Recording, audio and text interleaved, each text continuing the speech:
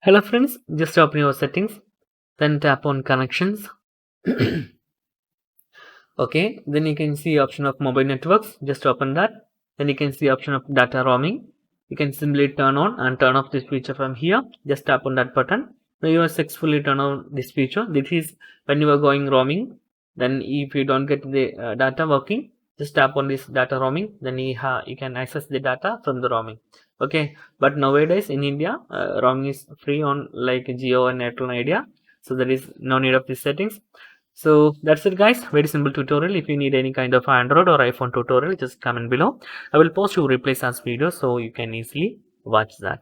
Okay guys, if you need any kind of other information, just comment below. Okay, if you enjoyed this video, please like, comment, share and subscribe our channel for getting more videos like this. Thank you so much for watching. Have a nice day.